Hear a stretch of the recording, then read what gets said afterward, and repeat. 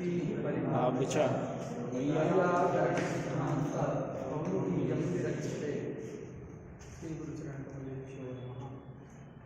तो हम लोग प्रथमा विभक्ति का अध्ययन कर रहे हैं, जिसमें प्रातिपदिकार्थ लिंग परिमाण वचन मात्रे प्रथमा इस सूत्र के अर्थ का विचार चल रहा है। सबसे पहला इसका एक वाक्य बनता है, प्रातिपदिकार्थ मात्रे प्रथमा। प्रातिपदिकार्थ मात्रे प्रथमा का आशय है कि वह प्रातिपदिक जो प्रातिपदिकार्थ का बोधक हो तथा प्रातिपदिकार्थ से भिन्न अर्थ का अबोधक हो, उस प्रातिपदिक से प्रथमा विभक्ति होती है, ऐसा इसका अर्थ हुआ। फिर प्रश्न हुआ कि प्रातिपदिकार्थ है क्या जिसका बोधक होने से प्रथमा विभक्ति आती है। तो प्रातिपदिकार्थ शब्द से ही इसका एक सामान्य अर्थ लब्ध हुआ, प्रातिपदिकजन्य बोध विषयताश्रयः प्रातिपदिकार्थः। और वह प्रातिपदिकजन्य बोध विषयताश्रयः कौन है? तो उसके लिए एकम द्विकम त्रिकम स्वार्थो द्रव्यं च लिंगं च संख्याकारकमेव च अमी पंचैव नामार्थाः त्रयः केषाञ्चिदग्रिमाः। इस कारिका को हम लोगों ने पढ़ा और इस कारिका में यह जाना कि प्रातिपदिकार्थ के विषय में दो पक्ष हैं, पंचकम प्रातिपदिकार्थः तथा त्रिकम प्रातिपदिकार्थः। दोनों ही पक्ष में सूत्रस्थ लिंग ग्रहण का वैयर्थ्य होता है। अतः लिंग ग्रहण के सार्थक्य के लिए हम लोग ना तो पंचकम प्रातिपदिकार्थः इस मत को स्वीकार करते हैं और ना ही त्रिकम प्रातिपदिकार्थः इस मत को स्वीकार करते हैं। तो फिर प्रातिपदिकार्थ से कौन सा अर्थ लेना है, इसको भट्टोजी दीक्षित बताते हैं कि नियतोपस्थितिकः प्रातिपदिकार्थः, यह एक पारिभाषिक अर्थ लेना है। नियतोपस्थितिकः इस पद का क्या अर्थ है? तो हम लोगों ने जाना कि नियतोपस्थितिकः इस पद में बहुव्रीहि समास है। नियता उपस्थितिः यस्य, नियता का मतलब है निश्चिता। तो जिस अर्थ की उपस्थिति निश्चित है उपस्थिति जिस अर्थ की, वह अर्थ प्रातिपदिकार्थ कहलाता है। इसी को, इसके अभिप्राय को बताने के लिए दूसरा वाक्य हमने दिखाया था, यस्मिन् प्रातिपदिके उच्चारिते यस्यार्थस्य नियमेन उपस्थितिः सतदर्थः। यह एक वाक्य हम लोगों ने पढ़ा था कि जिस अर्थ की नियमेन अर्थात निश्चित रूपेण उपस्थिति होती है, वह अर्थ उस प्रातिपदिक का अर्थ कहलाता है। तो इस प्रकार प्रातिपदिकार्थ को हम लोगों ने जाना। नियतोपस्थितिकः प्रातिपदिकार्थः स्वीकार कर लेने से लिंग ग्रहण का सार्थक्य हो जाता है। कैसे सार्थक्य होता है? तो हमने बताया था कि दो प्रकार के लिंग, यद्यपि लिंग तो तीन प्रकार के हैं, लेकिन वो तीनों प्रकार के लिंग जो है द्विविधा उनका ज्ञान होता है। कहीं कहीं वे लिंग किसी शब्द से नियमतः प्रतीत होते हैं। जैसे राम कह रहे हैं, तो राम शब्द से जो पुंस्त्व का भान हो रहा है वह नियमेन हो रहा है, सर्वत्र हो रहा है। तो उस राम शब्द को हम कहेंगे नियत लिंगक शब्द, और उस लिंग को कहेंगे नियत लिंग। वो नियत लिंग है तथा राम शब्द जो है नियत लिंगक है। कृष्ण कह रहे हैं, तो कृष्ण इस पद के द्वारा जिस लिंग का भान होता है वह लिंग भी नियमेन उपस्थित हो रहा है। अतः कृष्ण शब्द भी क्या हो जाएगा? नियत लिंगक हो जाएगा। लेकिन एक तट शब्द है जो कि तटम त्रिषु, इस कोश के अनुसार तीनों लिंग में है। ये स्वीकार करने से होता क्या है, जहां पर विसर्ग सुनाई देता है तो विसर्ग समभिव्याहृत तट शब्द के द्वारा हमको पुंस्व की प्रतीति होती है।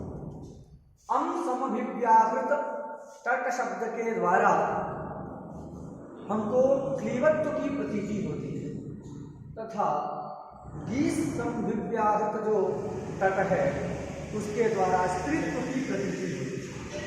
इससे निकल के क्या आया कि तत्त प्रत्यय के समभिव्याहार होने पर, मतलब तत्त प्रत्यय के आ जाने पर तट शब्द से सभी लिंगों का भान होता है।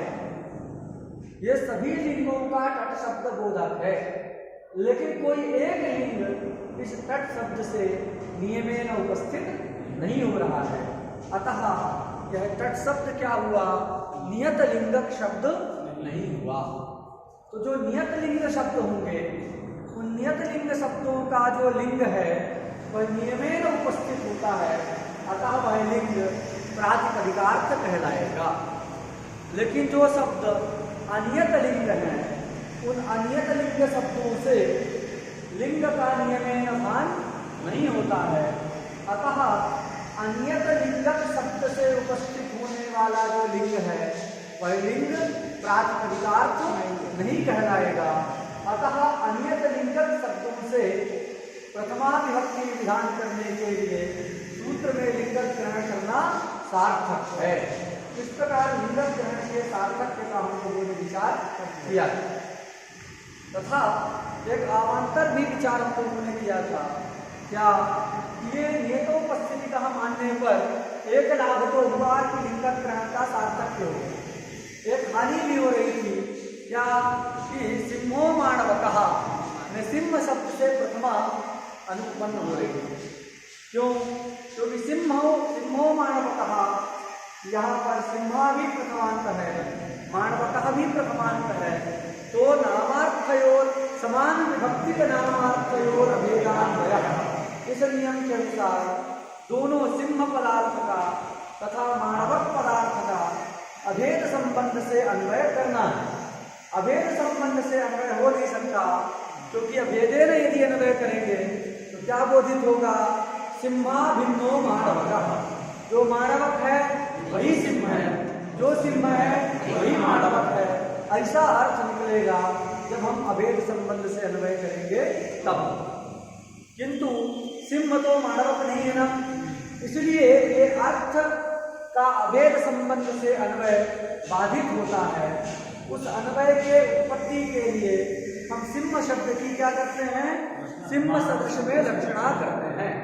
तो सिंहो माणवकः में जो सिंहा पद है उसका अर्थ है सिंह सदृश, और दोनों का अब अभेद संबंध से अन्वय कर देते हैं तो सिंह सदृशा विघ्नः माणवकः, मतलब जो सिंह सदृश है वही माणवक है, जो माणवक है वही सिंह सदृश है।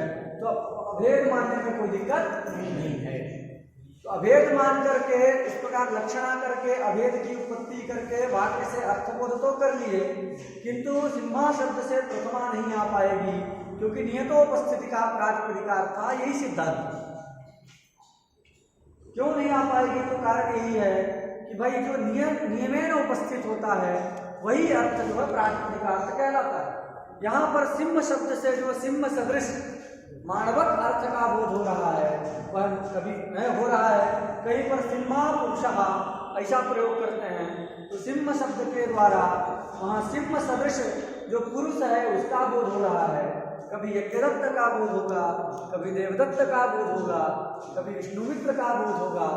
तो इस प्रकार सिंह शब्द से उपस्थित होने वाला जो अर्थ है वो नियमेन नहीं हो रहा है, अतः वह प्रातिपदिकार्थ नहीं कहलाएगा। प्रातिपदिकार्थ नहीं कहलाएगा तो इसमें प्रथमा कैसे होगी, ये एक समस्या जो है खड़ी होगी। उसका समाधान हमने किया कि लक्षणा का एक क्रम है, ऐसे ही लक्षणा नहीं हो जाती है। पहले पद बनता है, फिर एक पद का पदांतर के साथ वाक्य में प्रयोग होता है, फिर वाक्य में प्रयुक्त जो दो पद हैं उन दोनों पदों से तत्त अर्थ की उपस्थिति होती है, फिर उपस्थित दोनों अर्थों का परस्पर अन्वय करने चलते हैं, और जब अन्वय असंभव होता है, अन्वय का बाध होता है, तब कहीं जाकर के हम लक्षणा करते हैं। ये नियम तो पहले ही सिम्हा पद बन चुका है, बाद में लक्षणा हुई। तो जिस समय सिम्हा बनाए थे उस समय तो सिंह शब्द से सिंह सिंहत्व रूपी अर्थ का ही बोध हो रहा था, और वह अर्थ नियतोपस्थिति था, अतः प्रथमा की सिद्धि हो गई। बाद में अधिक भी अर्थ भाषित होने लगा तो अब प्रथमा जाएगी नहीं। क्या नियम है? भुक्तवत्तम प्रति महाभूता किम तेन कृतम स्यात्। जैसे कोई भोजन कर लिया है, किए हुए भोजन जो भोजन कर चुका है उस व्यक्ति को उद्देश्य करके कोई कहे महाभूता, अरे मत खाओ, तो उससे क्या होगा?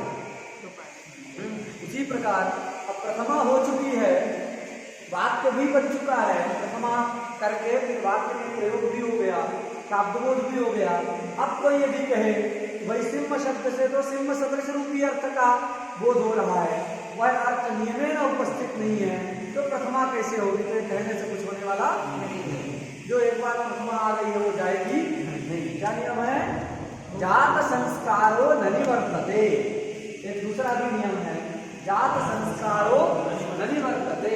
ये ऊपर हम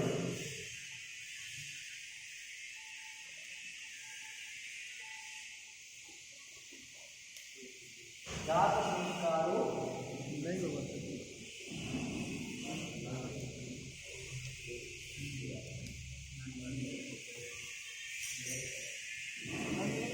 जात संस्कारो न निवर्तते। जो संस्कार एक बार हो गया है उस संस्कार की निवृत्ति नहीं। तो सिम्हा में कौन संस्कार हुआ है? प्रथमा रूपी संस्कार, प्रथमा उत्पत्ति रूपी संस्कार। तो सिम्हा शब्द से जो प्रथमोत्पत्ति रूप संस्कार हुआ है उस संस्कार की दोबारा निवृत्ति नहीं होगी, प्रथमा जाएगी अब नहीं, तो उस वाक्य की भी उत्पत्ति हो जाती है। तो इससे क्या निकला? नियतोपस्थिति का मानने में कोई भी समस्या नहीं। जो समस्या थी उसका परिहार भी हो जाता है, और नई भी दूसरी कोई समस्या उसके स्वीकार करने पर नहीं आती है। तो यहाँ नियतोपस्थिति कहा, यही जो है प्रातिपदिकार्थ शब्द का अर्थ लेना है। बात सुना गया? अब प्रातिपदिकार्थ के उदाहरण क्या है? दूसरे अंश में हम बाद में विचार करेंगे, अब इसी अंश का विचार करते हैं कि प्रातिपदिकार्थ बोधकम, प्रातिपदिकार्थेतरा बोधकम यत् प्रातिपदिकम ततः प्रथमा। ये जो वाक्य बना, इस वाक्य के उदाहरण क्या है? तो उदाहरण है उच्चैः नीचैः कृष्णः श्री ज्ञानम। इतने सारे शब्दों को यहाँ उदाहरण के रूप में ग्रंथकार ने दिया है। इनमें से देखिए जो दो शब्द हैं ये अव्यय है, उच्चैः भी एक अव्यय है और नीचैः भी ये अव्यय। यहाँ मूल शब्द है उच्चैः और दूसरी प्रकार नीचैः। ये विसर्ग देख करके मत समझना कि रामाही की तरह तृतीया बहुवचन का प्रयोग। एक बार पूछे हम कि उच्चैः कहाँ का रूप है, तो तुरंत बच्चे लोग बताए कि तृतीया बहुवचन का रूप है। नए नए बच्चे आए थे कुछ, तो जो है बहुत पढ़े नहीं थे, जाकर सामान्य शब्द रूप उनको कंठ था, तो हमने पूछा कि उच्चैः पद में कौन सी विभक्ति है, कहाँ का रूप है, तो उन्होंने बताया तृतीया बहुवचन का रूप उच्चैः नीचैः। लेकिन ये कैसा शब्द है? उच्चैः एक अव्यय है, नीचैः भी एक अव्यय है। तो दो अव्यय हैं और तीन जो है अव्यय नहीं। अब देखो थोड़ा सा हम इसमें ये जानेंगे कि जो लिंग होता है, तो लिंग का कैसे ज्ञान होता है। तो लौकिक जो लिंग है वो शास्त्र में नहीं लिया जाता। लोक में हम कहते हैं ये स्त्री है, ये पुरुष है, तो जिन अवयवों को देख करके ये निश्चय होता है वो जो है शास्त्र में वो नहीं स्वीकार किया जाता। शास्त्र में सत्व, रज और तम ये तीन गुण हैं। इन गुणों की जब वृद्धि हो जाती है तो उसको पुंस्त्व व्यवहार किया जाता है। इनका जब अपचय हो जाता है, ह्रास होता है, तो उसको जो है स्त्री व्यवहार किया जाता है। मतलब ये स्त्री शब्द है, कहते हैं ना, ये स्त्रीलिंग का है, ये पुल्लिंग का है। और जब साम्यावस्था रहे तो उसको क्या कहेंगे? नपुंसक। तो जो है लौकिक लिंग जो है शास्त्र में नहीं लेना है। अब किंतु व्याकरण शास्त्र में लिंग से क्या लेना है? तो सत्व रज तमसाम उपचयेन पुंस्त्वम। उपचय मतलब वृद्धि। उपचय शब्द का अर्थ क्या है? वृद्धि। तो क्या कहेंगे? सत्व रज तमसाम उपचयेन पुंस्त्वम है, तेषामेव अपचयेन स्त्रीत्वम साम्यावस्थायाम क्लीवत्वम। तो सत्व रज और तम, सत्व रज तमसाम, सत्व रजस तमसाम, सत्व रजस तमसाम उपचयेन पुंस्त्वम अपचयेन स्त्रीत्वम साम्यावस्थायाम क्लीवत्वम। ऐसी जो है व्यवस्था व्याकरण शास्त्र में दी गई। ये एक स्वतंत्र विवेचनीय विषय है, 2-4 दिन इसमें पढ़ सकते हो पंक्तियों को देख। लेकिन अभी सामान्य बुद्धि से हमने क्या जान लिया कि ये सत्व रज तम, इन तीनों गुणों का यदि साम्य है तो क्या रहेगा? क्लीवत्व रहेगा। और यदि उपचय हुआ है तो उसमें पुंस्त्व व्यवहार होगा, यदि अपचय है तो स्त्रीत्व व्यवहार होगा। बात सुना गई? तो अब देखिए ये उच्चई ही नीचई में कोई भी लिंग नहीं समझ में आ रहा ना। पुंस्त्व है कि क्या स्त्रीत्व है, कुछ सामान्य रूप से प्रतीत नहीं हो रहा। नहीं हो रहा तो हमको क्या लगता है कि जहाँ कोई विशेष, एक हम लोग जानते हैं कि जहाँ कोई लिंग ज्ञान ना हो रहा हो वहां हम क्या कह देते हैं? सामान्य नपुंसकम। सूत्र है सामान्य नपुंसकम। जब कुछ न समझ में आए तो सामान्य में कौन लिंग हो जाता है? नपुंसक हो जाता है। तो सामान्य नपुंसकम के अनुसार ये लग रहा है कि उच्चई नीचई ये कैसे हैं? नपुंसक लिंग वाले हैं। बात सुना गया? कृष्णा को देख करके लग रहा है कि ये पुल्लिंग का है। स्त्री शब्द को देख करके लगता है क्या ये स्त्रीलिंग का शब्द है। ज्ञानम ये नपुंसक लिंग का है, हम अंतिम में लगा हुआ है। तो इससे पता चल रहा है कि सब में लिंग प्रतीत हो रहा है। ऐसा ज्ञान हो रहा ना कि सब में कोई ना कोई लिंग है। ऐसा जो है सामान्य रीति से अगर देखा जाए, मोटी बुद्धि से देखा जाए तो ऐसा जो है समझ में आता है। तो अगर ऐसा समझ में आता है तो उनके जिसके बुद्धि में ऐसा आ रहा है तो उनके पास एक प्रश्न आएगा, यह प्रश्न उपस्थित होगा, ये सब तो लिंग भाषित हो रहा है सब में, तो किसके उदाहरण होना चाहिए? लिंग मात्रे प्रथमा के उदाहरण होना चाहिए, प्रातिपदिकार्थ मात्रे प्रथमा के उदाहरण नहीं होना चाहिए। ऐसा एक प्रश्न उनके बुद्धि में जो है आना चाहिए। तो उसका उत्तर क्या देना है? नहीं, ये सब प्रातिपदिकार्थ के ही उदाहरण है। क्यों? तो ये जो उच्चई नीचई है, पहले इन पर विचार करें तो वस्तुतः जब सूक्ष्म विवेचन करेंगे तो इनका कोई भी लिंग नहीं है। अव्यय का कोई लिंग नहीं होता। हम पढ़ते हैं ना, सदृशं त्रिषु लिंगेषु सर्वासु च विभक्तिषु वचनेषु च सर्वेषु यज्ञप्येति तदव्ययम्। तो सभी लिंग, यद्यपि वह शब्द प्रयोग है कि सभी लिंग में समान रहता है, तो समान रहता है तो इसका मतलब नहीं कि उसमें लिंग रह रहा है। वस्तुतः उसका अभिप्राय यही है कि अव्ययों में कोई लिंग नहीं होता। भाष्यकार ने इसको सिद्ध किया, बताया है अव्यादाप्सुपः इस सूत्र के भाष्य। अव्यादाप्सुपः इस सूत्र के भाष्य में भाष्यकार कहते हैं कि इसमें आप ग्रहण करने की आवश्यकता नहीं है। अव्यादाप्सुपः करता क्या है? अव्ययों से परे आप प्रत्यय का और सुख प्रत्यय का लुक विधान करता, यही करता है ना। अव्यय से परे आपका और सुख का लुक विधान करता। आप जो प्रत्यय, आपका मतलब टाप डाप चाप, आपका मतलब एटी टाप डाप चाप, इनका लुक विधान करता है अव्यादाप्सुपः। तो भाष्यकार कहते हैं आपकी जरूरत नहीं है, क्योंकि अव्यय से कोई, ये जो आप डाप चाप हैं वो क्या करते हैं? वो स्त्रीत्व के बोधक है। किसके बोधक है? जहां वो लग जाते हैं तो स्त्रीत्व की प्रतीति होने लगती है ना। आज है लग गया प्रत्यय तो अजा, स्त्रीत्व प्रतीत हो रहा है। बाल, बाल है प्रत्यय लग गया बाला, स्त्रीत्व की प्रतीति होगी। इस प्रकार ये टाप डाप चाप जो प्रत्यय हैं वे स्त्रीत्व के बोधक। तो स्त्रीत्व बोधक जो टाप डाप चाप आदि प्रत्यय है उनका लुक विधान करने के लिए सूत्रकार ने आप को सूत्र में रखा है। अव्यादाप्सुपः सूत्र भाष्यकार कहते हैं आप ग्रहण व्यर्थ, आप ग्रहणम व्यर्थम, इसमें आप ग्रहण करने की जरूरत नहीं। क्यों नहीं है? तो कहते हैं अलिंगत्वात्, ये हेतु देते हैं अलिंगत्वात्, क्योंकि सारे अव्यय शब्द क्या हैं? अलिंगक, उनका कोई लिंग नहीं होता। जब अव्ययों का स्त्रीत्व होगा, अव्यय शब्द भी स्त्रीलिंग में होंगे, तब ना उस स्त्रीत्व को बताने के लिए टाप प्रत्यय आएंगे। टाप टाप चाप प्रत्यय कब आएंगे? जब उसमें उस शब्द में वह लिंग रहे। ये अजा टाप प्रत्यय आता है तो ही अजा का ज्ञान होता है हमको सहजतया, किंतु उस टाप का ही अर्थ स्त्रीत्व नहीं। आप पढ़े जो स्त्री प्रत्यय को पढ़े अभी शायद आपने पिछले बार सिलेबस में था, तो उसमें आता है स्त्रीत्वे द्योते टाप से। वो स्त्रीत्व कहाँ रहता है?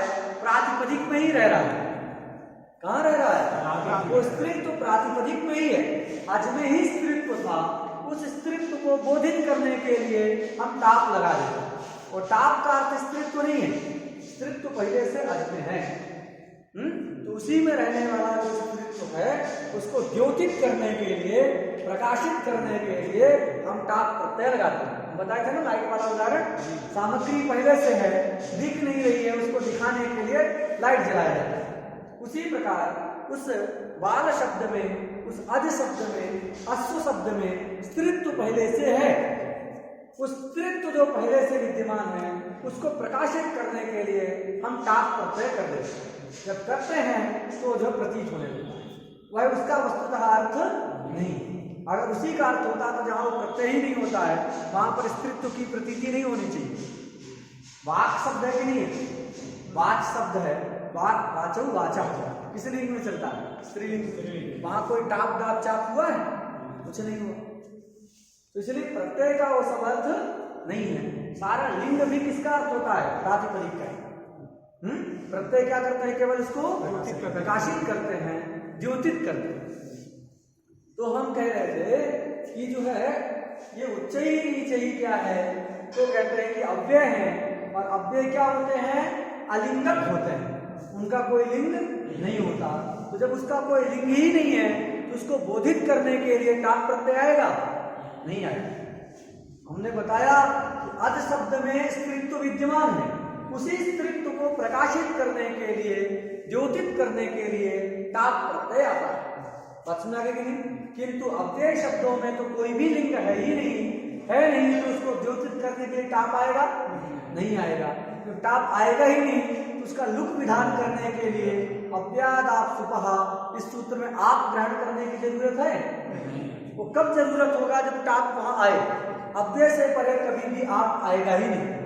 जब आएगा ही नहीं तो उसका लुक करने के लिए आप ग्रहण करने की जरूरत नहीं है। तो भाष्यकार ने क्या कहा? आप ग्रहणम व्यर्थम, आप ग्रहणम व्यर्थम अलिंगत्वात्।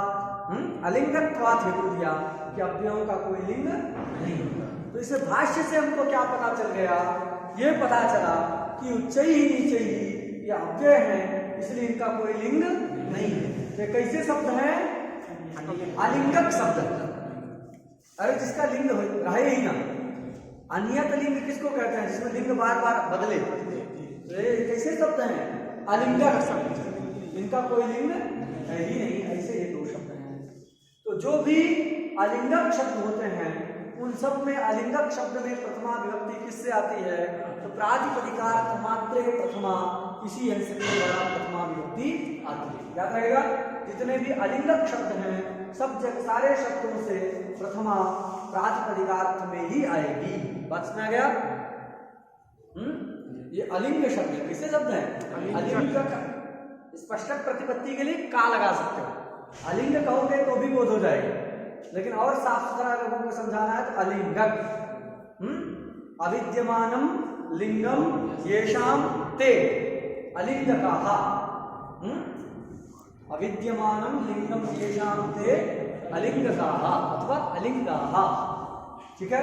तो ये शब्दाः अलिंगाः अर्थात लिंगरहिताः ते समेव शब्दाः प्रातिपदिकार्थमात्रे प्रथमा इत्यंशस्य उदाहरणानि। बात सुना गया? ये सारे शब्द जो है प्रातिपदिकार्थ मात्रे प्रथमा इस अंश के उदाहरण होते हैं। बाकी जो शब्द हैं वो नियत लिंगक, कृष्ण से पुंस्त्व का नियमेन भान होता है, स्त्री से स्त्रीत्व का नियमेन भान होता है, ज्ञानम से क्लीबत्व का नियमेन भान होता है। तो जो नियत लिंग वाले शब्द हैं वो भी प्रातिपदिकार्थ में उदाहरण होते हैं, क्योंकि नियमेन लिंग उपस्थित हो रहा है तो लिंग क्या कहला गया, प्रातिपदिकार्थ ही कहलाता है। अभी हमने बताया था ना कि जो जहां पर लिंग नियमेन उपस्थित होगा तो नियमेन उपस्थित होने वाला लिंग प्रातिपदिकार्थ कहलाएगा, और जो लिंग बार बार बदल जाता है तत्त प्रत्यय के समभिव्याहार होने पर तो भिन्न भिन्न लिंग को कहता है, उस शब्द का वह लिंग प्रातिपदिकार्थ नहीं कहलाता। तो यहाँ पर कृष्ण, श्री, ज्ञान इत्यादि स्थल में इन शब्दों से जिस लिंग का भान होता है, कृष्ण से पुंस्त्व का, श्री में स्त्रीत्व का और ज्ञान में क्लीबत्व का, तो ये सारे अर्थ नियमेन उपस्थित हैं, अतः वो सब प्रातिपदिकार्थ कहलाएंगे और इनसे भी प्रातिपदिकार्थ में प्रथमा होती है। तो प्रातिपदिकार्थ में के उदाहरण कौन कौन होंगे, तो उसके लिए दीक्षित जी ने एक वाक्य लिख दिया है कि जो जिनका लिंग नहीं है ऐसे शब्द प्रातिपदिकार्थ मात्रे प्रथमा के उदाहरण बनेंगे, और जिनका लिंग फिक्स है, नियत मतलब फिक्स निश्चित, जिनका लिंग फिक्स है वही लिंग रहेगा, ऐसे शब्द भी क्या होंगे, प्रातिपदिकार्थ मात्रे प्रथमा के उदाहरण होंगे। बात सुना गई। तो ये दो शब्द ऐसे हैं जिनका लिंग ही नहीं है, और ये तीन शब्द ऐसे हैं जिनका लिंग फिक्स है। बात सुना गया। इसलिए सब के सब प्रातिपदिकार्थ मात्रे प्रथमा इस अंश के उदाहरण हो जाएंगे।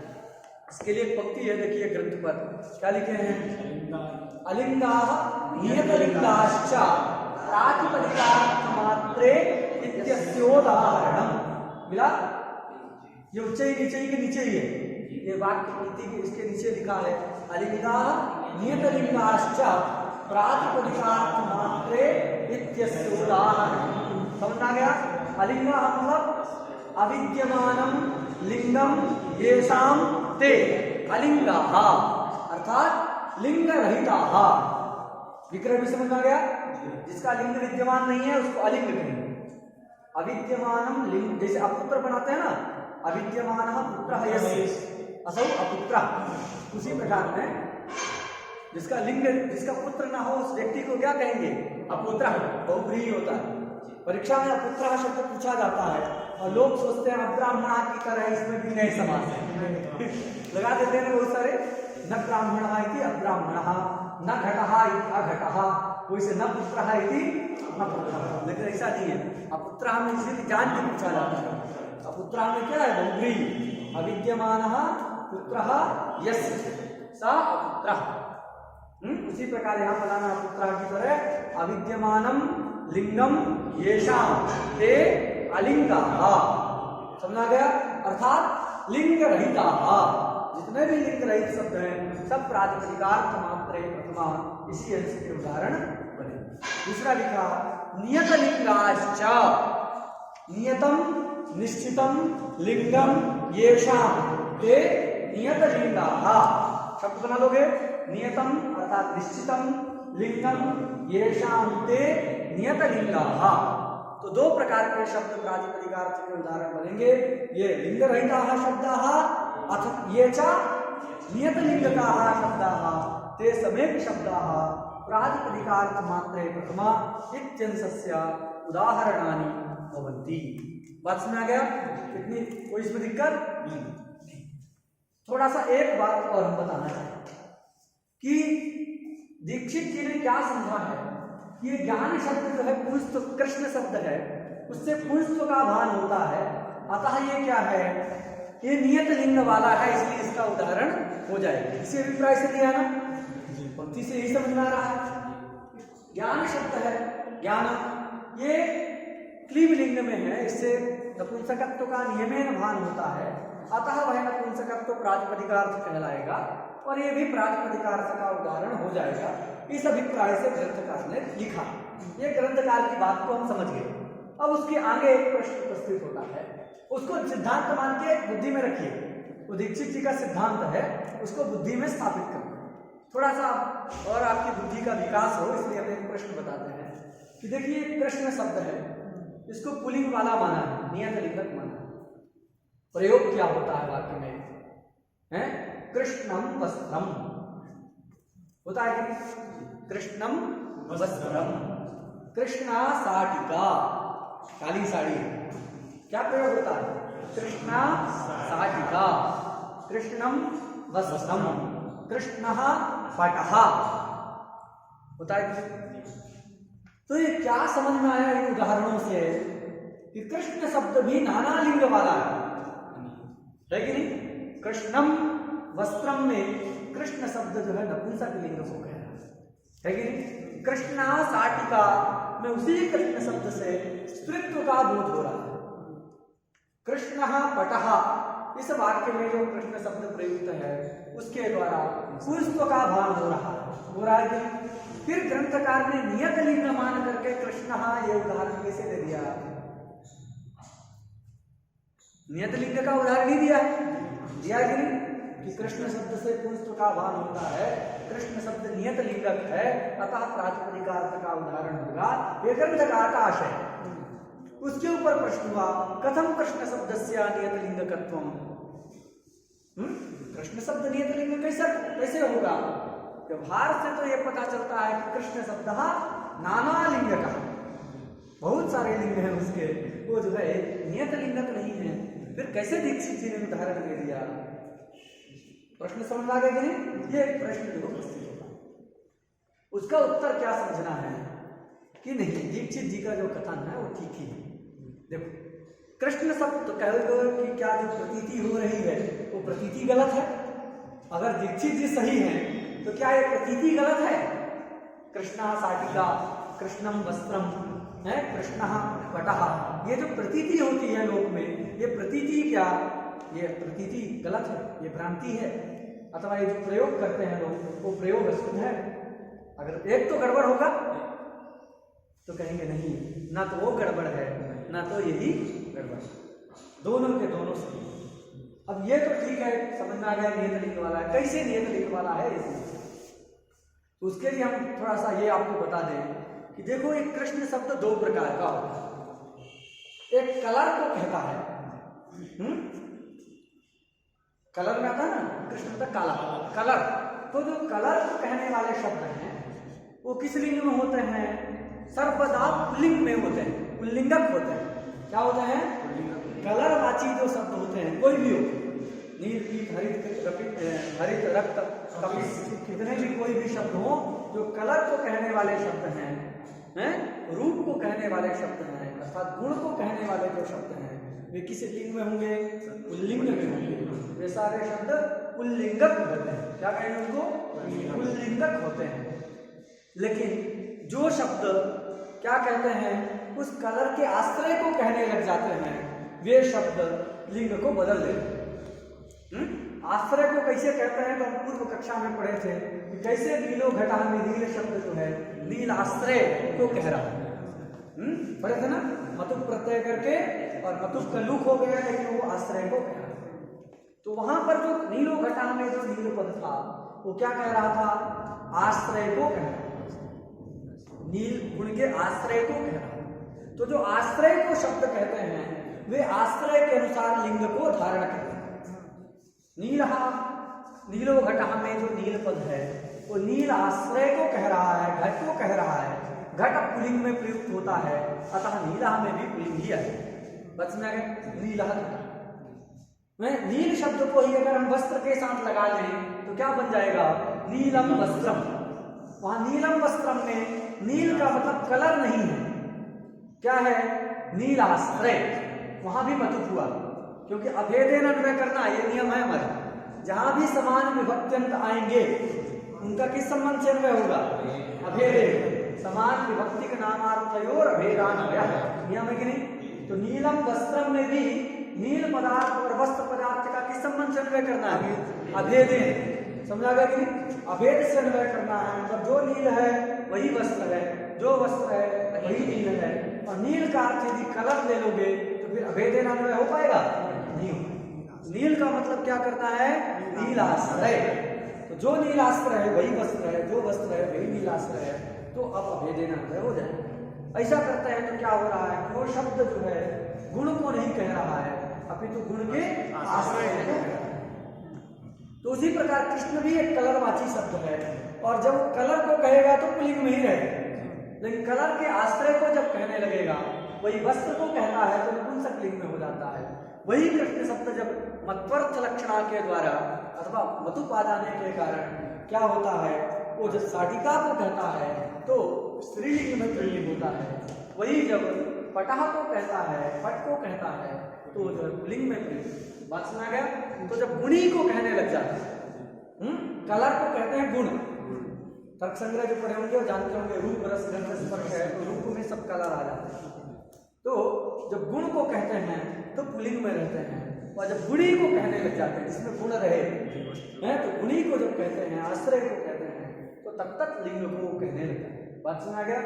एक आपकी व्युत्पत्ति के लिए हम श्लोक बताते हैं, एक लाइन है उसको कंठ कर लीजिएगा। अमरकोश में कहा गया है, गुणे शुक्लादय पुंसी गुणिलिंगास्तु तत्वती। ये जो आप समझे हैं उसको स्मरण रखने के लिए कारिका है।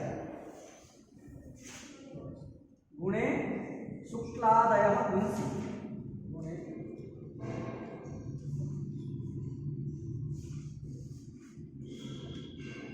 गुणे शुक्लादय पुंसी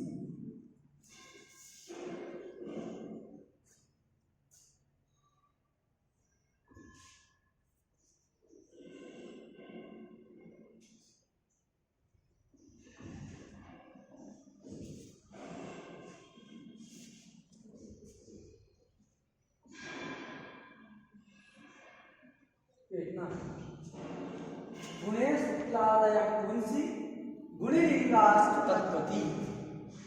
शुक्लादय शब्दाः गुणे, यदि गुण में वो विद्यमान रहेंगे तो किस लिंग में होंगे? पुंसी। अर्थ स्पष्ट है? शुक्लादय शब्दाः यदि गुणे सन्ति, गुण अर्थ में विद्यमान है, तदा पुंसी। और यदा तद्वती, गुण वाले को कह रहे हैं, मति मतलब वाला, आश्रय, तो जब गुण वाले को कहते हैं तो वही शुक्लादि शब्द किसमें होते हैं? गुणिलिंगा, गुणी के लिंग को कहने लगते हैं, आश्रय के लिंग को कहने लगते हैं। बात सुना गया? तो यहाँ जो कृष्ण शब्द प्रयुक्त है वो क्या है? ये कौन सा शब्द जो है तत्त लिंग में होता है जी? जो गुणाश्रय को कहे, गुणवान को कहने वाला जो शब्द होता है वे जो है गुणी के लिंग को धारण करता है। समझा गया? जैसे कृष्ण पटः, कृष्णम वस्त्रम, कृष्णा साध्या। यहाँ पर जो कृष्ण शब्द प्रयुक्त हो रहा है वो कैसा है? तत्वती, मतलब गुणवान को कह रहा है। तो जो भी गुणवान को कहता है तो गुणिलिंगा, ये सारे शब्द गुणिलिंगा होते, गुणी के लिंग वाले होते हैं। बात सुना गया? जो दीक्षित जी ने उदाहरण दिया है वे गुणी तद्वान को कहने वाले के, तद्वान को कहने वाला कृष्ण शब्द उन्होंने उदाहरण के रूप में नहीं रखा। कृष्ण किस कृष्ण शब्द को रखा है? तो वसुदेव नंदन, भगवान वासुदेव का वाचक जो कृष्ण है उसको कहने वाला है। किसको कहने वाला है कृष्ण? वसुदेव के अपत्य वसुदेव नंदन जो वासुदेव है, उन भगवान वासुदेव का वाचक है कृष्ण शब्द। तो भगवान को जो कह रहा है वो किस लिंग में रहेगा? पुल्लिंग में ही रहेगा। बात सुना गया? जैसे राम शब्द है तो पुल्लिंग में ही प्रयोग करते हैं ना, क्योंकि वो दशरथापत्य का, दशरथ नंदन का वाचक। तो जैसे दशरथ नंदन का वाचक राम शब्द पुल्लिंग में प्रयुक्त होता है, तद्वत ये कृष्ण शब्द भी दीक्षित जी ने जो दिया है, किस अभिप्राय से दिया है कि ये गुणाश्रय को कहे, इस अभिप्राय से उन्होंने नहीं रखा। किस कृष्ण शब्द को उदाहरण के रूप में दिया है? वसुदेव नंदन, भगवान वासुदेव का वाचक जो कृष्ण शब्द है उसको उदाहरण के रूप में दिया है। और वह कृष्ण शब्द तो सर्वदा किसको कहेगा? उसको ही कहेगा, अतः ये नियत लिंगक रहेगा। बात सुनना गए? तो प्रातिपदिकार्थ का उदाहरण ठीक दिया ना उन्होंने? गलत नहीं दिया। अच्छा, ज्ञानम में भी कोई उसी प्रकार समझना है। ज्ञानम में क्यों समस्या होती है? क्योंकि ज्ञान शब्द में ज्ञा अवबोधने धातु है और से लुट प्रत्यय होकर के ज्ञान शब्द बना है। ज्ञा अवबोधने धातु से लुट प्रत्यय करते हैं तो ज्ञान बनता है। लुट में यू बसता है, उसको युवोर नाको सूत्र के द्वारा अन हो जाता है। ज्ञा अन, आकाश वर्णे दीर्घा से दीर्घ करके ज्ञान शब्द बनता है। तो ये लुट प्रत्यांत शब्द है ज्ञान शब्द। अब लुट प्रत्यांत जो शब्द है वो कई सारे लिंग में दिखता है, प्रयोग आता है। लुट करने वाला एक सूत्र है करणाधिकरण योषा। करण और अधिकरण अर्थ में लुट करता है, तो करणाधिकरण योषा से जो लुट होता है उस लुट प्रत्यांत शब्द का नाना लिंग में प्रयोग होता है, विशेष के अनुसार लिंग में प्रयोग होता है। तो यहाँ याद रखना है ये जो ज्ञान शब्द है वो जो है यहाँ पर ना तो करण अर्थ में लुट हुआ और ना ही अधिकरण अर्थ में लुट हुआ, अपितु भाव में लुट। किसमें लुट है? भाव अर्थ में लुट हुआ है।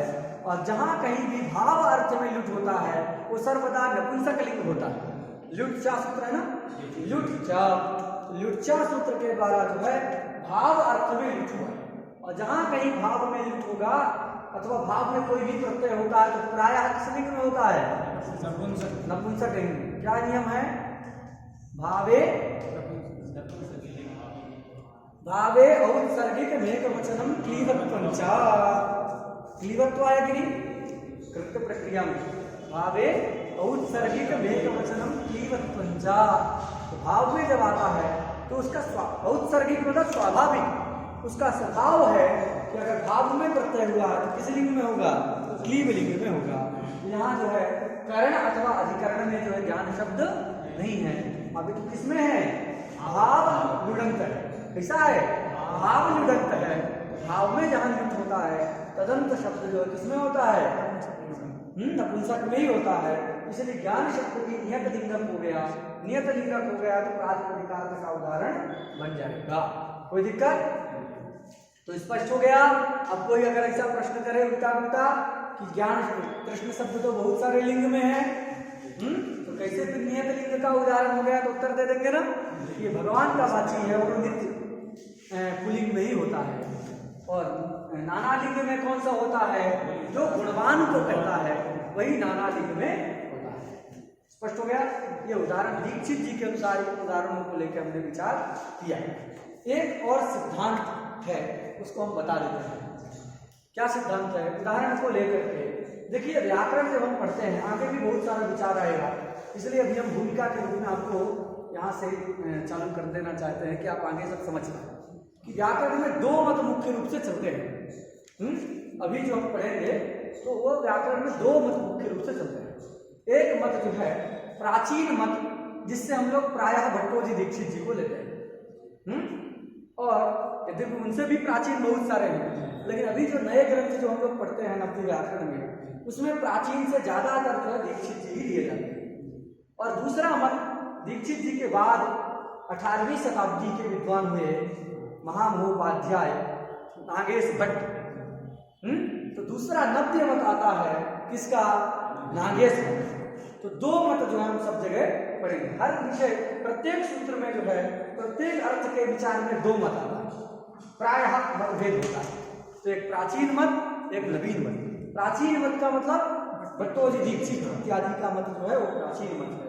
नव्य मत से नागेश भट्ट का मत। जहां दीक्षित जी लिखते हैं प्राचीन मत, दीक्षित जी कहीं लिख रहे हैं कि प्राचाम मतम, वहां प्राचीन से फिर दीक्षित को नहीं लेना है, वो दीक्षित जी से जो प्राचीन है उन्हीं को लेना है। ठीक है, उनसे पहले रामचंद्र इत्यादि अथवा काशिका जयादित्य वामन उन सबको लेना है। चलिए, तो ये तो दीक्षित जी का मत। अब नवीनों का क्या मत है? तो नवीन जो है ये उदाहरण ऐसा नहीं मानते। नागेश भट्ट जो है प्रातिपदिकार्थ का क्या उदाहरण है? तो इन पांच में से केवल दो, उच्च ही नीचे ही, ये प्रातिपदिकार्थ के उदाहरण हैं। और ये जो तीन बच गए ये किसके उदाहरण हैं? लिंग मात्राधिक्य के उदाहरण हैं। बात सुना गई? ये सिद्धांत आपको याद रखना है। क्या मत है नागेश भट्ट जी का? उच्च ही नीचे ही, ये प्रातिपदिकार्थ मात्रे के उदाहरण हैं। और कृष्णा श्री ज्ञानम, ये सब किसके उदाहरण है? लिंग मात्राधिक्य के उदाहरण है। बात सुना गई? ये उनका मत। ये मतभेद हुआ क्यों? इस मतभेद का कारण क्या है? तो इसका कारण ये है कि नागेश भट्ट नियतोपस्थिति का प्रातिपदिकार्थ ये स्वीकार नहीं करते। यही जड़ है उनके यहाँ। दीक्षित जी के यहाँ प्रातिपदिकार्थ मतलब नियतोपस्थिति, तो लिंग भी नियतोपस्थितिक है, अतः वो भी प्रातिपदिकार्थ होता है कि नागेश भट्ट जो है नियतोपस्थिति कहा को प्रातिपदिकार्थ नहीं मानते। इनके यहाँ दो प्रातिपदिकार्थ है, प्रवृत्ति निमित्त और तदाश्रय। 5 पढ़े ना, उसमें बताए थे कारिका में, स्वार्थ का मतलब प्रवृत्ति निमित्त, स्वार्थ का मतलब प्रवृत्ति निमित्त, और द्रव्य का मतलब उसका आश्रय व्यक्ति, तो उस प्रवृत्ति निमित्त का आश्रय। तो नागेश के यहाँ 2 ही प्रातिपदिकार्थ है, क्या क्या?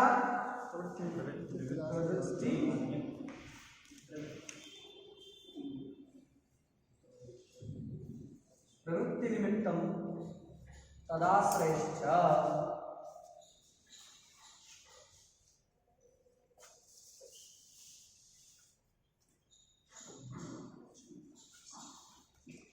तो नागेश भट्ट क्या मानते हैं? प्रवृत्ति निमित्तम तदाश्रयश्च इति द्विगम प्रातिपदिकार्थ। 2 ही प्रातिपदिकार्थ होता है, ये इसका मतलब। प्रवृत्ति निमित्तम तदाश्रयश्च इति द्विगम प्रातिपदिकार्थ, ये जो है नागेश भट्ट जी का मानना है। तो जब ये द्विगम प्रातिपदिकार्थ मानेंगे तो देखो यहाँ पर कृष्ण शब्द है। अब कृष्ण शब्द का जो कृष्णत्व अर्थ है, प्रवृत्ति निमित्त क्या होगा उसका? हम बताए धत्वातल इत्यादि लगा से बताया जाता है, वही प्रवृत्ति निमित्त होता है। तो कृष्ण शब्द का प्रवृत्ति निमित्त क्या होगा? कृष्णत्व, और तदाश्रय मतलब कृष्ण। तो ये दो प्रातिपदिकार्थ कहलाएंगे, लेकिन उसके साथ साथ पुरुष का भान हो रहा है कि नहीं? वो प्रातिपदिकार्थ में नहीं आएगा। तो कृष्ण शब्द क्या हो गया? प्रातिपदिकार्थ का बोधक तो हुआ, किंतु प्रातिपदिकार्थ से इतर का बोधक ही है, अबोधक नहीं है। नागेश भट्ट जी के मतलब लिंग का बोधक है ना, ये लिंग का भी बोधक है। इसलिए क्या हो गया? यद्यपि कृष्ण कृष्णत्व रूपी प्रातिपदिकार्थ का बोधक तो है, किंतु उससे इतर जो पुंस्त्व है उसका भी बोधक है। अतः ये जो है केवल प्रातिपदिकार्थ मात्र का बोधक नहीं हुआ, इसलिए इससे प्रातिपदिकार्थ में प्रथमा नहीं आ सकती।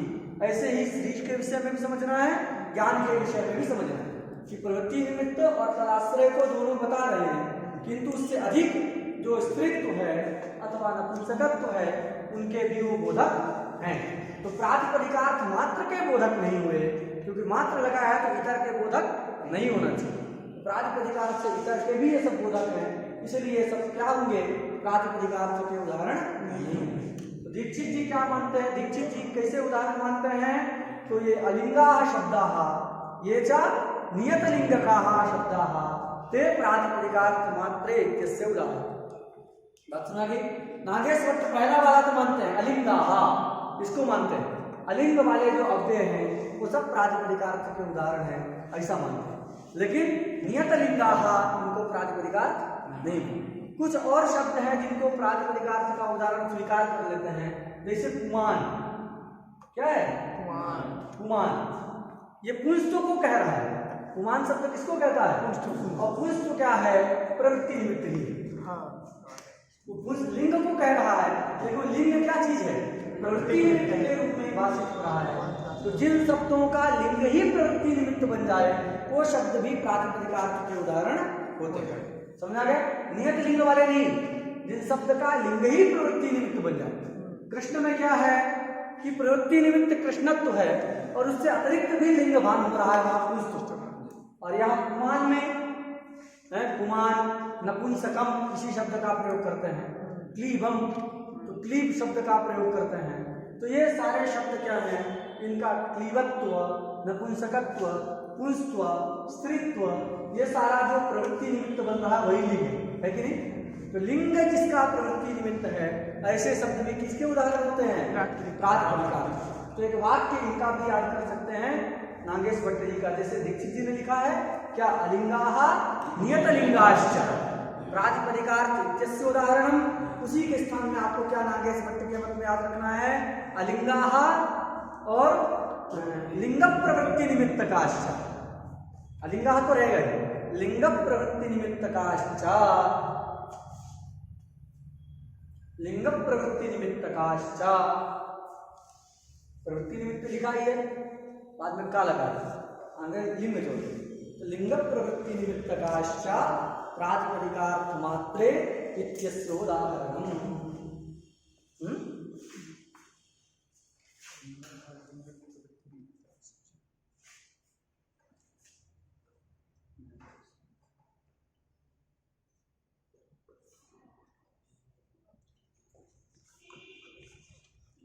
ये जो है इतना जो आपको रखना, मतलब जहाँ पर उन्होंने नियत लिंग का लिखा है उसके स्थान में नागेश जी का मत जब जानेंगे तो लिंग प्रवृत्ति निमित्त का, कि जिनका कोई लिंग नहीं होता अथवा जिनका प्रवृत्ति निमित्त ही लिंग बन रहा है, लिंग ही प्रवृत्ति निमित्त हो रहा है, ऐसे सप्तमी प्रातिपदिकार्थ के उदाहरण होते हैं। वो कौन होंगे? तो अलिंगा वाले होंगे अव्यय, अलिंगा के उदाहरण होंगे निश्चयी निश्चयी इत्यादि अव्यय, और लिंग प्रवृत्ति निमित्त कहा के उदाहरण होंगे पुमान, नपुंसकम, स्त्री, स्त्री, स्त्री शब्द भी है ना, स्त्री, तो ये सारे शब्द तो इसके उदाहरण हो जाएंगे। बात सुना गई? तो ये हम प्रातिपदिकार्थ के उदाहरणों पर विचार किए, नागेश के मत में भी और जो दीक्षित के मत में। नागेश के मत में वैमत्य क्यों आया? क्योंकि वो प्रातिपदिकार्थ भिन्न मानते हैं, प्रातिपदिकार्थ में वैमत्य होने के कारण उदाहरणों में भी वैमत्य अभिभूत हुआ। बात सुना गई? 5 मिनट और टटाटटी टटम को पढ़ लेते हैं। अब देखो ये प्रातिपदिकार्थ के उदाहरण हो गए,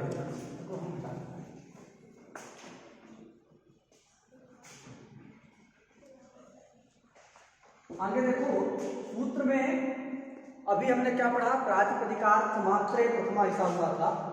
प्रातिपदिकार्थ मात्रे का हमने व्याख्यान किया था, प्रातिपदिकार्थ बोधकम, प्रातिपदिकार्थेतरा बोधकम, यत् प्रातिपदिकम ततः प्रथमा। ये अर्थ दोनों को मान्य है, दीक्षित जी को भी मान्य है, नागेश जी को मान्य, अर्थ में कोई दिक्कत नहीं है। अंतर कहा जा रहा है कि प्रातिपदिकार्थ शब्द से भट्टोजी दीक्षित नियतोपस्थिति कहा इस अर्थ को स्वीकार करते हैं जिसमें कि लिंग भी आ जाता है, जहां पर लिंग नियमेन उपस्थित है वो भी प्रातिपदिकार्थ कहलाता है लिंग, तो नियत लिंग वाले उदाहरण भी प्रातिपदिकार्थ के उदाहरण बन जाते हैं। नागेश भट्ट क्या करते हैं कि प्रातिपदिकार्थ पर से नियतोपस्थिति कहा इस अर्थ को नहीं लेते हैं, अपितु प्रवृत्ति निमित्तम पदार्थ ये अर्थ स्वीकार करते हैं। ये अर्थ स्वीकार करने से लिंग जो है प्रातिपदिकार्थ में नहीं आता, इसलिए नियत लिंग वाले शब्द भी इसके उदाहरण नहीं बनेंगे। किसके उदाहरण होंगे? तो ये लिंगाधिक्य के उदाहरण होंगे नागेश जी के मत। और जो अलिंग वाले हैं तथा जो लिंग प्रवृत्ति निमित्तक शब्द हैं स्त्री, पुमान इत्यादि, वे सब भी प्रातिपदिकार्थ के उदाहरण हैं। ये सब हम लोगों ने पढ़ा। दूसरा वाक्य हमारा है लिंग मात्रे प्रथमा। क्या है? वही मात्र शब्द का प्रत्यय के साथ संबंध हुआ है, तो जो जैसे प्रातिपदिकार्थ के साथ संबंध हुआ था तो प्रातिपदिकार्थ मात्रे प्रथमा था, वैसे ही लिंग के साथ संबंध होगा तो क्या बन गया? लिंग मात्रे प्रथमा, ऐसा ही बनेगा ना, लिंग मात्रे प्रथमा, ये जो है बन गया। अब लिंग मात्रे प्रथमा से क्या निकल रहा है? यहाँ पर भी यदि आप व्याख्यान करेंगे तो कैसे व्याख्यान होगा? पूर्व की तरह चक्षुर मात्र ग्राह्यो गुणरूपम की तरह करेंगे तो क्या होगा? लिंग बोधकम लिंगेतर अबोधकम यत् प्रातिपदिकम ततः प्रथमा, ऐसे ही होगा ना। जैसे प्रातिपदिकार्थ मात्रे प्रथमा का अर्थ क्या किए थे? प्रातिपदिकार्थ बोधकम, प्रातिपदिकार्थ अबोधकम यत् प्रातिपदिकम ततः प्रथमा, वैसे ही लिंग मात्रे का क्या अर्थ बनेगा? लिंग बोधकम लिंगेतर अबोधकम, लिंग का बोधक हो, लिंग से भिन्न जितना अर्थ है उसका अबोधक हो, ऐसे प्रातिपदिक से प्रथमा होती है। यही अर्थ होगा ना। लिंग मात्रे का भी व्याख्यान किया जाए पूर्व रीति से तो लिंग मतलब लिंग बोधकम लिंगेतर अबोधकम यत् प्रातिपदिकम ततः प्रथमा, ऐसा जो है अर्थ होगा। बात सुना कि ऐसा अर्थ यदि स्वीकार कर लिए तो असंभव होने लगे, प्रायः असंभवापत्ति। क्यों? क्योंकि कोई भी ऐसा शब्द नहीं है जो केवल लिंग को बता रहा है। केवल ऐसा कोई नहीं है जो केवल लिंग को बता रहा है। मतलब उदाहरण क्या बनाना है? अजा को बनाना है, स्त्री को बनाना है, स्त्री ना भी बनाना हो, लेकिन टटा दीक्षित जी के मत अगर पढ़ रहे हैं तो दीक्षित जी के मत में लिंग मात्राधिक्य के मतलब लिंग मात्रे इस अंश का उदाहरण क्या है? तटः तटी तटम, यही है ना। अब ये तट शब्द है, कहीं पर ले लो, तटः में ले लो, तट शब्द है तो केवल वो पुंस्त को कह रहा है, मतलब केवल पुंस्त का बोधक हो, पुंस्त से भिन्न जितने अर्थ हैं उसका अबोधक हो, ऐसा है क्या? नहीं। तट शब्द से तटत्व का बोध हो रहा है, तटत्व के आश्रय का बोध हो रहा है, पुंस्तु का बोध हो रहा है, पुंस्तत्व का बोध हो रहा है, समवाय का बोध हो रहा है। लिंग केवल क्या है? पुंस्तव। लिंग क्या है? पुंस्तव, इतना ही लिंग है। तो अगर लिंग मात्रे प्रथमा का व्याख्यान करेंगे तो अर्थ होगा लिंग बोधकम लिंगेतर अबोधकम यत् प्रातिपदिकम ततः मां, ऐसा ही अर्थ होगा। ऐसा करेंगे तो लिंग क्या है? केवल पुंस्त्व। तटः में लिंग क्या है? पुंस्त्व। उससे इतर अर्थ का भी वो बोधक हो गया कि नहीं? अबोधक हुआ? नहीं हुआ। तो लिंगेतर का अबोधक नहीं हुआ, इसलिए तटः शब्द से प्रथमा की सिद्धि नहीं हो पाएगी। बात सुना गया? स्त्री तटी कहोगे वहां भी वही स्थिति है, लिंग केवल स्त्रीत्व है, उससे इतर अर्थ का भी वह बोधक ही है। बात सुना गया? ये वाले भी कोई उदाहरण नहीं बन पाएंगे, कृष्णाश्री इत्यादि नागेश जी के मत में भी नहीं बन पाएंगे। क्यों नहीं बन पाएंगे? क्योंकि यहाँ पर भी कृष्ण शब्द केवल पुंस्तु को नहीं कहता, कृष्णत्व को भी कहता है, उसके आश्रय कृष्ण को भी कहता है, समवाय को भी कहता है, इसलिए ये भी जो है क्या उदाहरण नहीं बन पाएगा। इसलिए लिंग मात्रे प्रथमा ये जो वाक्य बना है इसका अर्थ क्या नहीं करना है? लिंग बोधकम लिंगेतरा बोधकम यत् प्रातिपदिकम ततः प्रथमा, ऐसा अर्थ नहीं करना है। तो फिर क्या करना है? तो दीक्षित जी बताते हैं वहां आधिक्य लगाना है। क्या जोड़ना है? लिंग मात्राधिक्य, मात्र के बाद आधिक्य जोड़ देना। क्या जोड़ देना है? आधिक्य जोड़ देना है। लिंग मात्रे प्रथमा मतलब लिंग मात्राधिक्य प्रथमा। लिंग मात्रे प्रथमा का अर्थ क्या करना है? लिंग मात्राधिक्य प्रथमा। लिंग मात्रा लिंग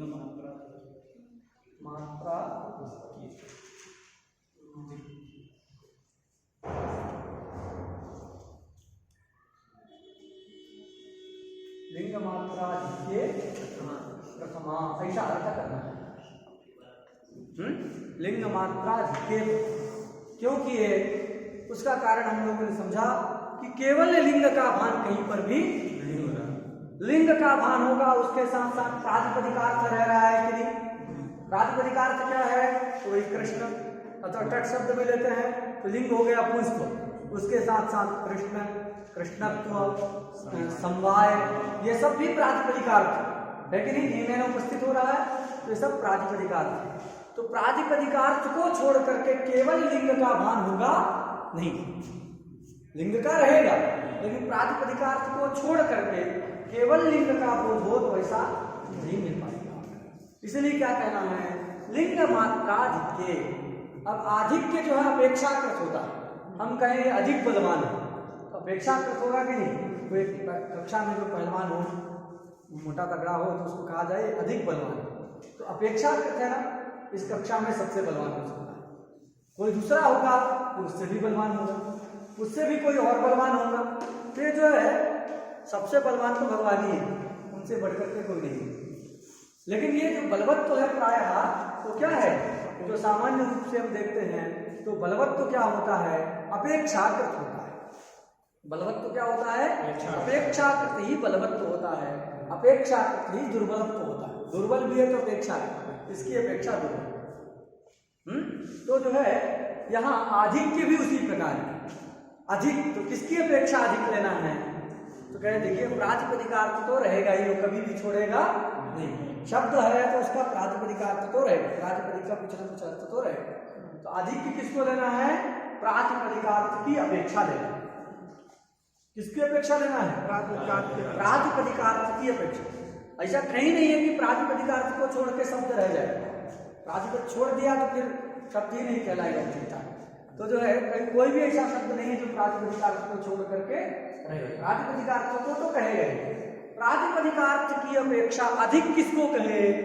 लिंग। प्रातिपदिकार्थ की अपेक्षा लिंग को अधिक कह रहा हो, ऐसे शब्द से ही प्रथमा विभक्ति करेगी। बात सुना गए? इसके लिए ग्रंथकार ने क्या लिखा है? लिंग मात्राधिक्य। लिंग मात्राधिक्य का अगर आप विवरण करना चाहते हैं तो उसको ऐसा समझिए कि प्रातिपदिकार्थापेक्षया यत्र लिंग मात्रम अधिकम भाषते ततः प्रथमा। समझा गया? इसकी अपेक्षा आधिक्य चाहिए प्रातिपदिकार्थ की अपेक्षा। प्रातिपदिकार्थ तो रहेगा ही रहेगा। तो प्रातिपदिकार्थापेक्षया यत्र लिंग मात्रम अधिकम भाषते, ऐसा अर्थ करना है। क्या करना है? प्रातिपदिकार्थापेक्षया यत्र लिंग मात्रम अधिकम भाषते ततः प्रथमास्। समझा गया? सभी प्रातिपदिकार्थ में ही प्रथमा है अथवा लिंगाधिक्य में प्रथमा है, ऐसा लिखा है। प्रातिपदिकार्थापेक्षया यत्र लिंग मात्रम अधिकम भाषते ततः लिंगाधिक्ये प्रथमा। बात सुना गई? उसमें लिंगाधिक्य में प्रथमा करना, ये जो है अर्थ हम स्वीकार करें।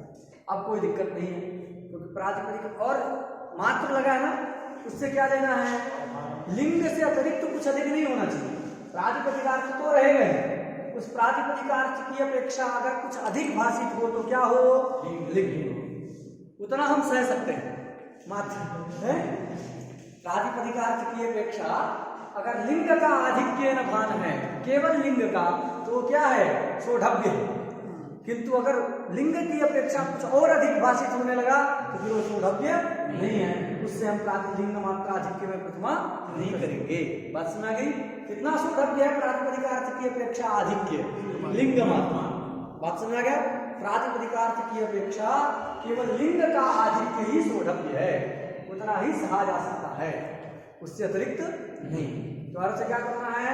प्रातिपदिकार्थापेक्षया यत्र लिंग मात्रम अधिकम भाषते ततः लिंगाधिक्ये प्रथमा। बात समझ गई? उससे लिंगाधिक्य में प्रथमा करना। तो देखो, तटः तटी तटम, तटः तटी तटम। एक हम अभी बताए थे कोश है तटम त्रिषु। क्या कोश है? तटम त्रिषु। जो हम लिख भी देते हैं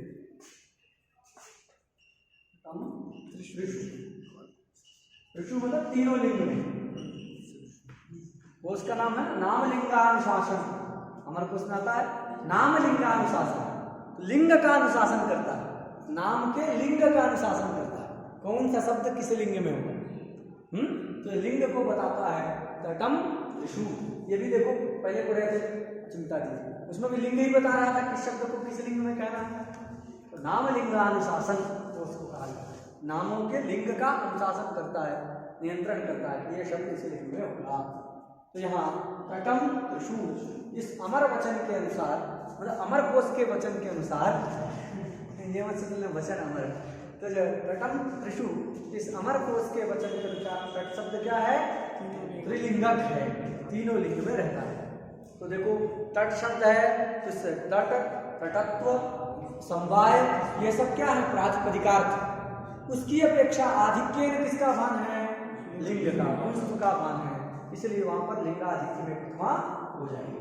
उसी प्रकार अन्यत्र भी यहाँ भी समझ लेना, तटी तटम में भी केवल लिंग का ही आधिक्य भान है, अतः सब जगह प्रथमा की सिद्धि होती है। तो दीक्षित जी का क्या मत है?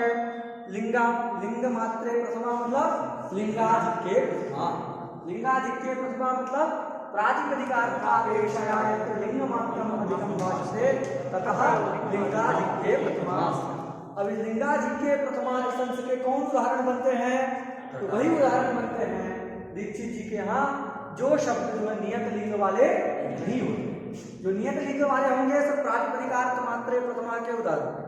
जो अनियत लिंगक, जिनका लिंग कोई भी फिक्स नहीं है, बदलते रहते हैं गिरगिट की तरह, हैं? बदलने वाला उसी का प्रसिद्ध है ना, गिरगिट की तरह रंग बदल रहा है। तो ये जो तत्त प्रत्यय के समभिव्याहार में बदल देते हैं। तटादि शब्द से किसी भी लिंग का नैयत्तेन भान नहीं है। तत्त प्रत्यय के समभिव्याहार होने पर ये तटादि शब्द क्या है? सकल लिंग बोधक। हम समभिव्याहारे क्लीबत्वस्य बोधकम, क्लीब को बताते हैं। विसर्ग समभिव्याहार होने पर पुंस को कहता है, और गीस के समभिव्याहार होने पर श्रित्व को कहता है। इस प्रकार क्या हमने समझा कि तटादि जो शब्द है, तट शब्द है, वे तत्त प्रत्यय के समभिव्याहार होने पर सकल लिंग को कहता है, किंतु इन सब तट शब्द से कोई भी लिंग नियमेन भाषित नहीं है। तो ये शब्द कैसा नहीं हुआ? नियत लिंगक नहीं हुआ तो प्रातिपदिकार्थ का उदाहरण नहीं होगा। तो अनियत लिंगकाः शब्दाः लिंगाधिक्ये इत्यस्य उदाहरणं। बात सुना गया?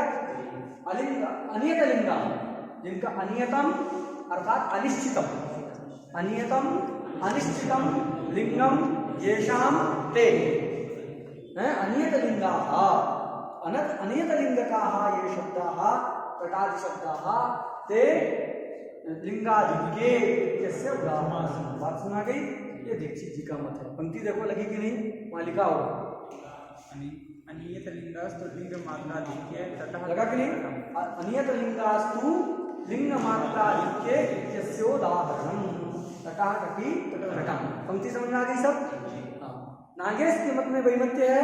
तो नागेश के यहाँ क्या है कि जो नियत लिंग वाले शब्द हैं ये भी किसके उदाहरण है? लिंग मात्राधिक्य के उदाहरण है। बात सुना गई? तो दोनों जो उसका उदाहरण। आज का पाठ यही है।